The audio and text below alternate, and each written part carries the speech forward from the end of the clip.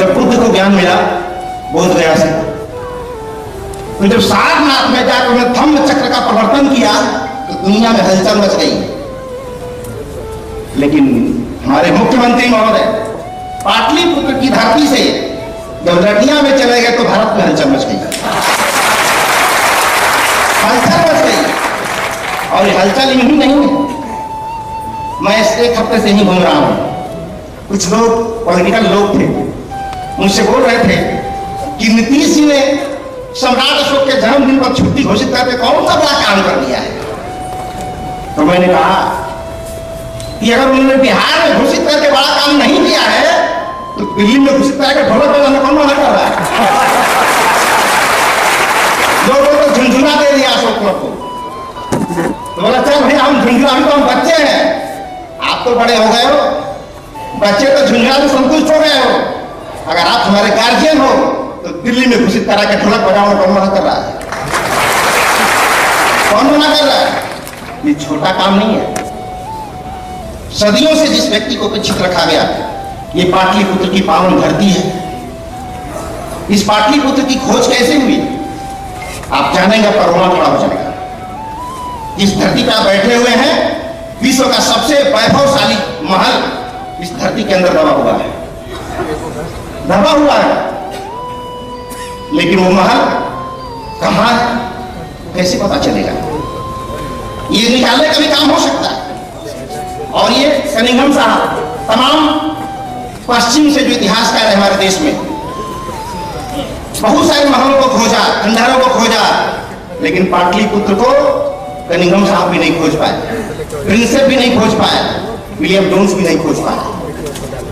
आज से भारत से हजारों मील दूर एक अंग्रेज का बेटा वेडले साहब के मन में जिद थी कि मैं खोजूंगा classical capital of the Ashoka great, उनकी कैपिटल को मैं खोजूंगा। उतना दूर रहा हुआ आदमी भारत के मन में नहीं आया कि मैं पाटलिपुत्र खोजूंगा, आज तक नहीं आया। वहां से दूर अंग्रेज आया भारतवर्ष में, कैसे खोजेगा एक अनजान देश में,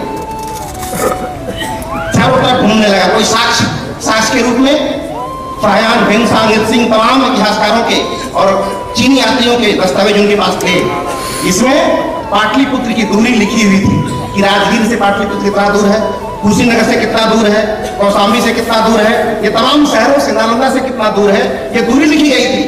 उस समय मापा के यंत्र बड़े बड़े नहीं थे, वो जरी आती थी, कड़ी जो आती, पत्थर वाली लोहे वाली कड़ी आती थी नापने के लिए। 7 वर्ष उस आदमी ने मेहनत किया, 7 साल लगातार मेहनत किया वेडले साहब ने। मेहनत करने के बाद जब पूरी नपाई, जब सोचे कितना मेहनत किया उस आदमी ने। दूसरे देश का आदमी हमारी लाइब्रेरी में खोज रहा था, क्या लगा हुआ उसका, आया नापते जोखते जब एकदम फाइनल हो गया कि यही है अशोका की वो कैपिटल, तो वेडले साहब ने अपना शर्ट निकाल करके नंगे बदन उस धरती पर सो करके भावुक हो गया कि आज मैं धन्य हूं उस धरती के पास।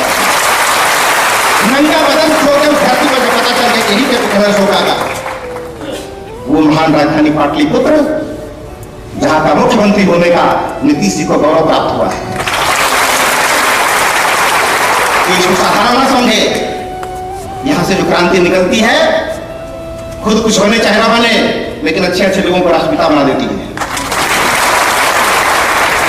तो आज हम जब आप लटिया में गए, एक ऐसा तूफान मचा, एक आंदोलन अवध से मगध की तरफ जाता हुआ दिखा लोगों को, अवध से मगध की तरफ जाता हुआ दिखा। तो इतने लालच दिए गए कि बहुत सारे लोग अपने पूर्वजों की तरह ही खाने चले गए, अब देखना यह है कि तेरा ही खा के आते हैं कि उपवास चले आते हैं।